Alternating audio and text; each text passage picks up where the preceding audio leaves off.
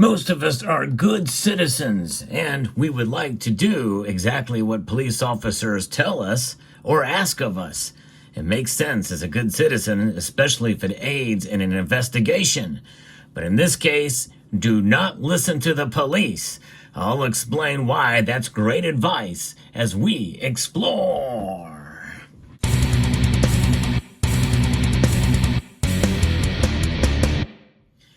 If a law enforcement agency of any sort asks you to buy gold, well, more than likely it's a scam. Now, for most of us, we probably understand that, but there are some people who don't quite get it. And there was an email that was sent out by HSBC that warned of this newest gold scam that's out there. They're finding more clever ways to be able to try to trick you into giving up the gold, even if it's gold you don't have. Gold they want you to buy for them. Yes, indeed. This is a story that was shared with me from Cyber Curtain Twitter. I thought this was quite intriguing about how most people, that get scammed, well, it's usually out of the goodness of their heart or wanting to help law enforcement agencies. It's understandable to want to help out. For sure, we should cooperate, but most of the time, in fact, probably all the time in this case, it's going to be a scam if the police ever contact you and want you to buy gold. Why is that? Well, because it's not the police. It's a criminal enterprise, that's for sure. Fraudsters have been deceiving victims into using their hard-earned money to buy gold, and they say they will keep it safe for you, but in reality, you will never see it again. Sadly, people have lost thousands of dollars in gold scams, and HSBC says they do not want that to happen to you. In this particular case is an email that was sent out in the United Kingdom. But this is how it works. Well, one of HSBC's most loyal customers, John, an 87-year-old client of 66 years, received a call he thought was from the police. The caller claimed to be investigating fraud involving a member of HSBC's staff and convinced John to assist in a sting operation. The scammers told John to buy gold bullion. The gold was delivered to him by a genuine gold merchant, and the scammers arranged for the courier to pick it up from him, saying that it would be used to trap the alleged thief by taking their fingerprints. Well, let's think about this for a moment, because this really is not a new tactic. In fact, this has been happening in the United States. It's just a twist on the new tactic. And gaining trust by saying they're from the police. Well, in prior cases, it was from a federal agency, notably the FBI or some other organization that said that there had been fraud that they had committed or an attack into their computer. Usually it came through a computer hack where it says, call this number on the screen and we're going to help you get your money back. And we want you to buy gold in order to do it, to protect your assets. And that's the one thing that the scammers know about gold. They're not stupid. Some say crime is stupid or crime doesn't pay. Well, it does if you get away with it.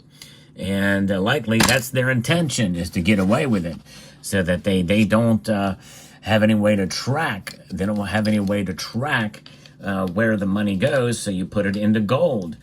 Gold is the easiest way to be able to in a sense, be able to be anonymous, completely anonymous, untraceable, untrackable.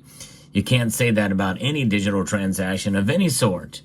Yes, indeed, including Bitcoin, by the way.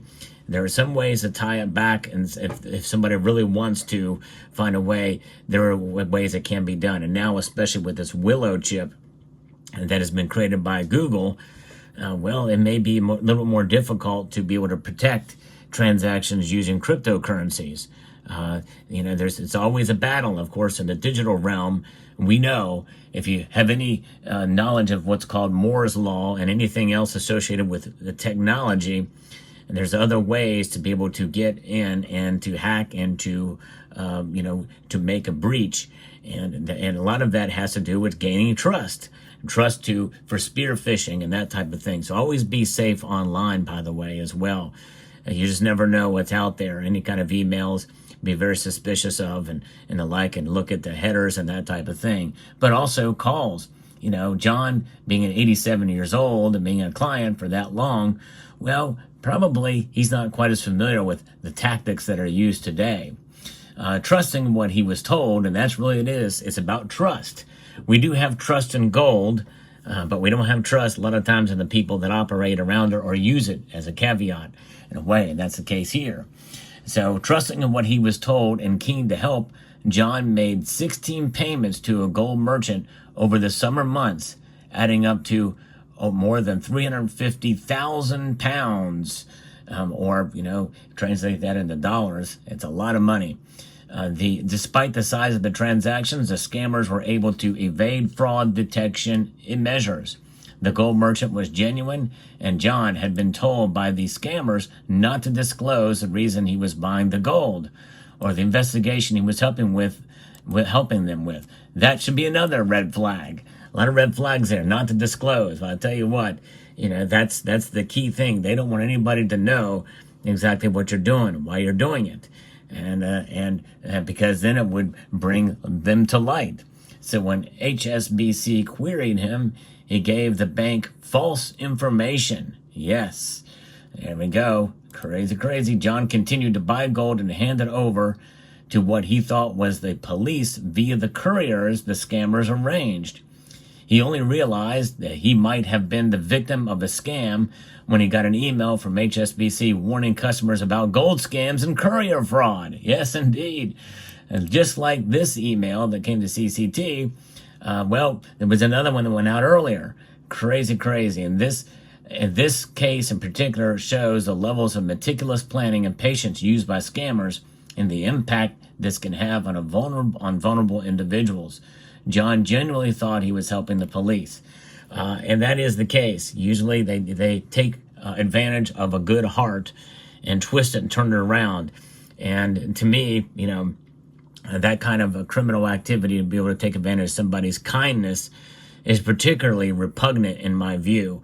So it's a shame that this happened, and that's the world we live in these days. And people, they just don't care. I tell you, there was a big channel here in this community, by the way, who was hacked.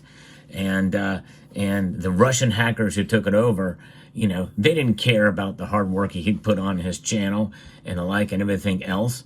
They didn't care that, it was a source of income for him and the like and everything like that. They wanted to take and use it as ransom against this individual because they don't care. They don't have any morals. They don't really have any heart. And likely they have never paid for their crimes. And it's really quite a shame, I think, when that happens to anybody, anywhere in the world, any kind of criminal activity. It's just not done at gunpoint right then and there. It's done via an email phishing and that type of thing. So just be very, very careful out there. And the thing is that, how these gold scams work, that's just it. They're using gold in a way to be able to take and to be able to get away with it because it's untraceable, untrackable. Likely that gold will never be recovered again if he made those payments.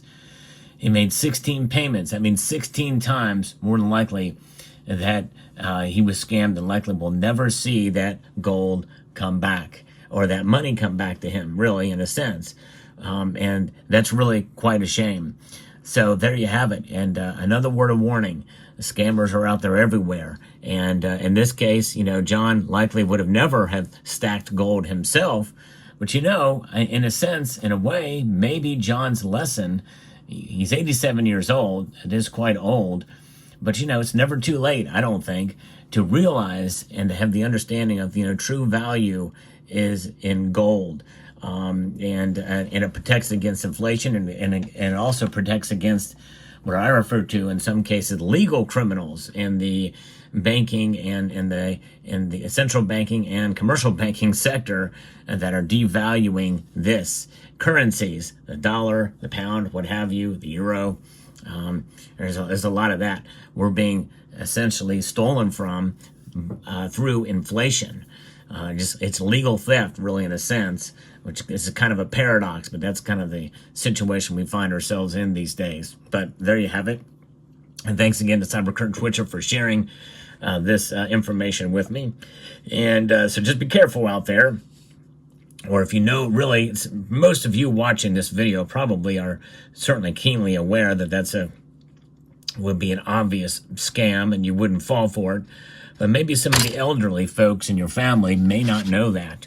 As you know, the gold keeps getting toppled here. So share with them this information and make them aware of it. And let me know what your thoughts are down in the comment section below. I'd like to extend a multitude of gratitude to each and every one of you for taking the time to watch. And I want to encourage you to please rate, share, comment, and subscribe.